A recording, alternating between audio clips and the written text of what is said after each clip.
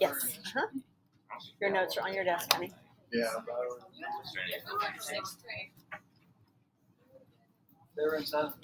All right, so let's focus up here for our notes on section 2 and looking at World War I on the home front. So when we talk about having to gear up for war, there's a lot of things that are going to take place. Obviously, some things that we can think about. We're going to have to get men trained. We saw a little bit of that in that clip that we watched the other day, that we're going to have to train men.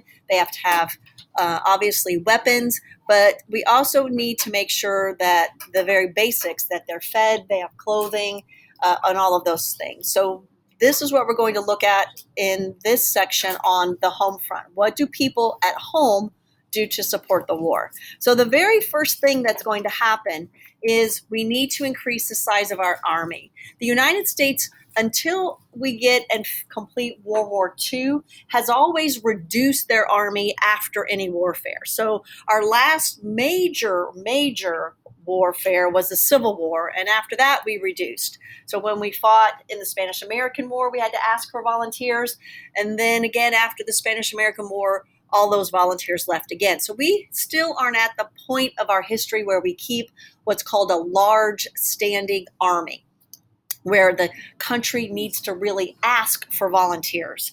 The last time we'll do that will be in Vietnam, and that time we won't ask for volunteers, we will actually draft people. And as a result of that, Congress is going to pass the Selective Service Act, meaning men have to register to in this Selective Service Act. More than 4 million soldiers are going to be sent to Europe. And as a side note, all of you that are 17, all of you gentlemen that are 17 years old, getting ready to apply next year for all kinds of financial aid, you need to have registered for the Selective Service. Have any of you done that? Nick, are you 18? Yep. Have you registered for Selective Service? Okay, you need to.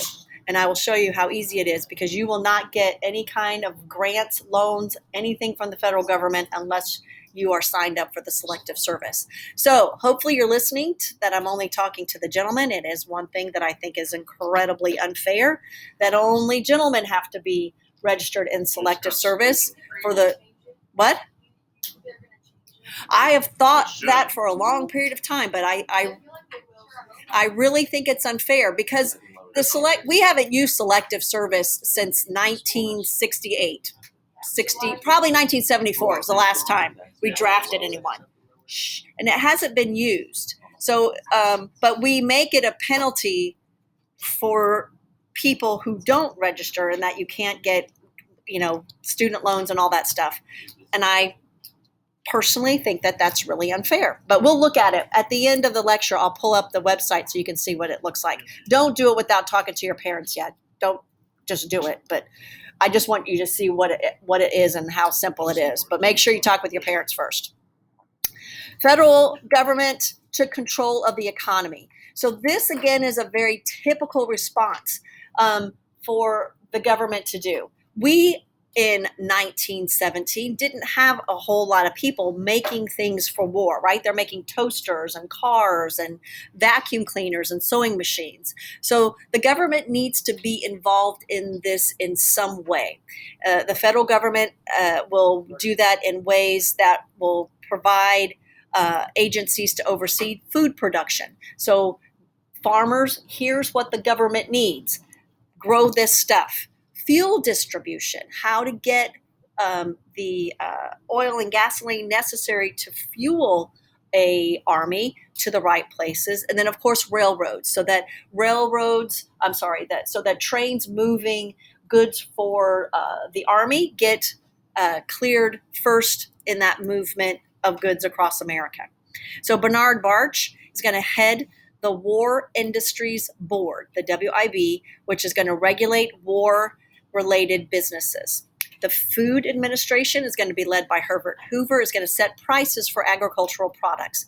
And the reason being is many times when there are times of distress, it is natural for businessmen to want to increase the prices of their things so that they make more money. And the federal government says, we're not going to let you make a huge profit on selling things that our men fighting this war needs. So the War Industry Boards are going to encourage these factories to increase their output. Food Administration is going to encourage farmers to produce more food.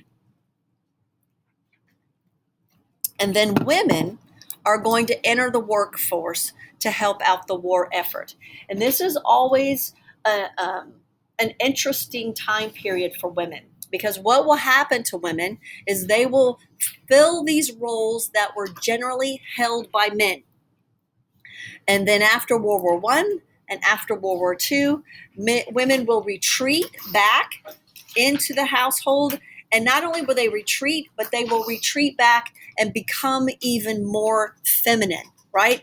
That somehow in this workplace, they lost a lot of their femininity. So it will, especially after World War II, where we'll have these housewives vacuuming in high heels and pearls and hairdos and all made up as a knee-jerk reaction to the fact that these women were welding and they were wearing coveralls and building ships and turning wrenches and doing very labor-intensive war effort.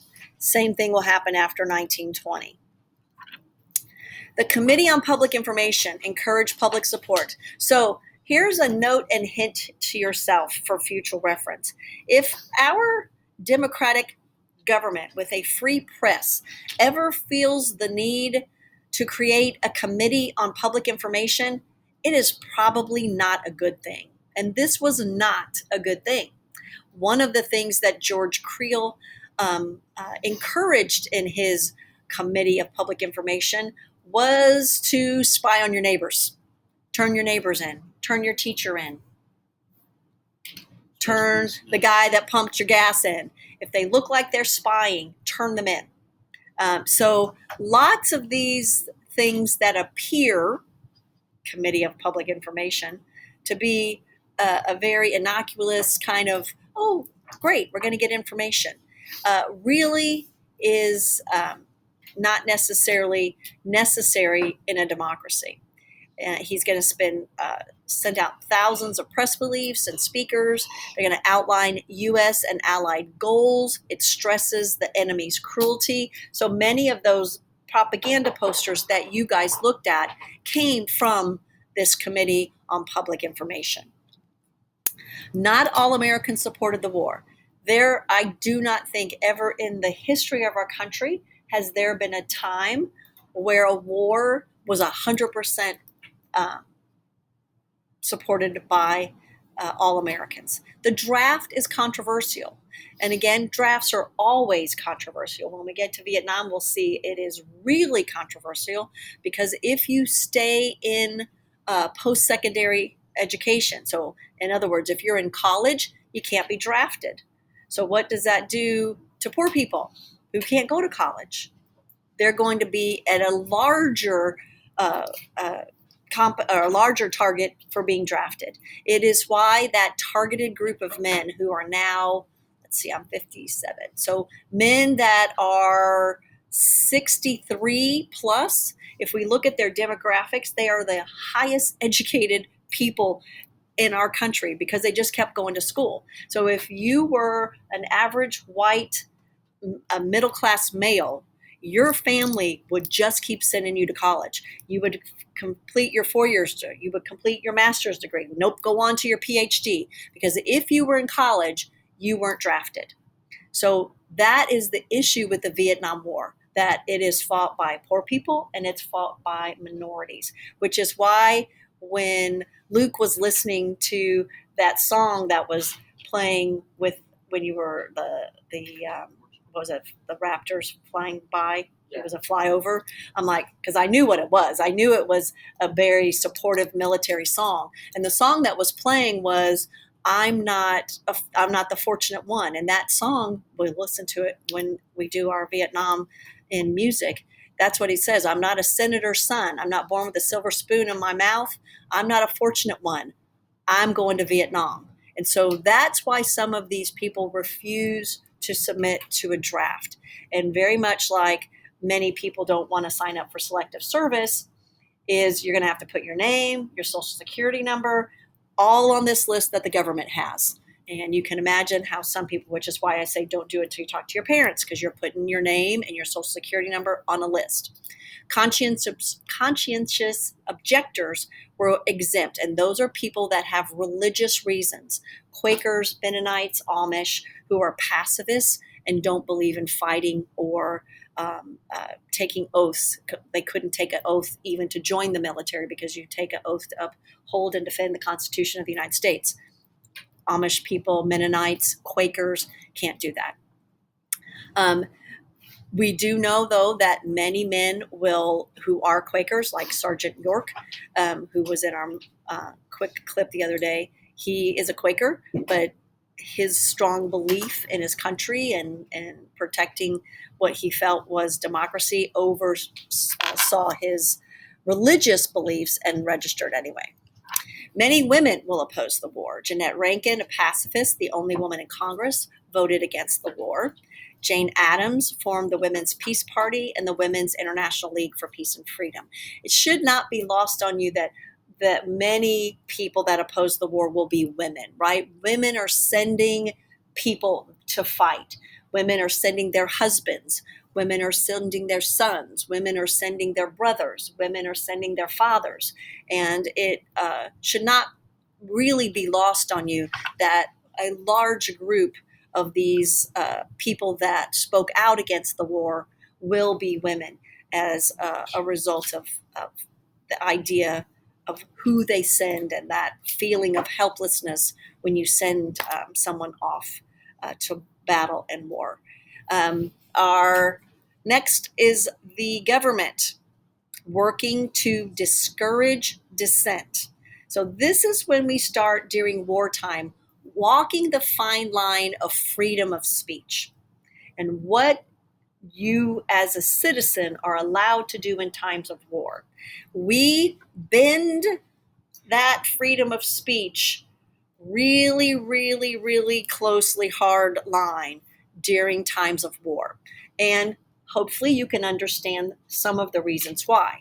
One of them is the espionage gave postal authorities power to ban newspapers or other printed materials that could incite treason.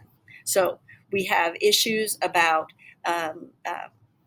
people speaking out against the government that might make our enemies find out information that we don't want them to find out, speaking out against the military in the Sedition Act, outlawed speech that went against the government or the military. During the first Gulf War, when my husband was still in the Navy, he wasn't allowed to tell me where he was at. And in that aspect, again, that isn't quite necessarily the same as not freedom of speech, but he was told as part of their duty and battle operations that they were not allowed to expose themselves to anyone as to where their ship was at. And again, Congress is going to act laws that impose heavy fines and prison terms. One person in particular is going to be sent to prison, Eugene V. Debs, because he's going to speak out against World War I. And from jail, I love this story, he is going to run for president on a third party. He's going to receive 1 million votes sitting in jail. So that means 1 million people voted for a convict, which I find so entertaining. And he is also a third party. He runs as a socialist, not hiding what he is, and will win quite a good showing for a third party candidate. So, report of the Allies and anger at Germany caused a backlash against German Americans. German is stopped being taught in school. So up until World War I, if you attended high school here, German language was an option. You could take German. It stops in early 19. I think it was 1918, I think, when they stopped teaching. I've mentioned several times that Sullivan County had a German newspaper that was published weekly. That stopped. People stopped listening to German composers. They started calling hamburgers Liberty Steaks and Dachshunds Liberty Pups. And occasionally the hatred of German enemy boiled over into violence against German Americans. That's not going to happen as much as it will in World War II with Asian Americans, but it is a backlash. War presented new opportunities for African Americans, and there will be a large number of African Americans that will serve in the military. For the most part, they are only allowed certain job rates. So they can be corpsmen, meaning they can work in a hospital, ambulance drivers. They work in the mess, so they're mess cooks. They are corpsmen again, working in hospitals, and then manual labor, digging latrines, digging trenches, working with animals. They very rarely are on the front lines. They are in segregated troops, so they're in troops with only other African Americans. However, the leaders of those African American troops are always white. And part of their problem when they are in Europe is they experience equality. They are allowed to go in the front doors of restaurants and eat at tables next to white people. They are allowed, and I'm using the word allowed in a way that is offensive, I understand, but I can't think of a better word to, I guess the better word would be Europeans have no problem with African Americans walking in the front door, African Americans dancing with white women, African Americans sleeping in hotel rooms on the same hallway as other people. And so African Americans get this idea of this is what democracy looks like. This is what acceptance looks like. And in fighting for democracy in another country, I'm getting ready to go back to a country where I am not allowed to do that. That coupled with the Great Migration, millions of Northern African Americans moving north, hoping to escape poverty and Jim Crow laws, we will find our next big issue in the 1920s and 30s with race riots in those countries. So how did post-war America affect Americans at home? Government played a major role in daily lives, draft, and public opinion. War creates sacrifice, but brings new opportunities. All right, so anyone have questions about that? Questions? All right, I'm going to pull up that website just so that you guys can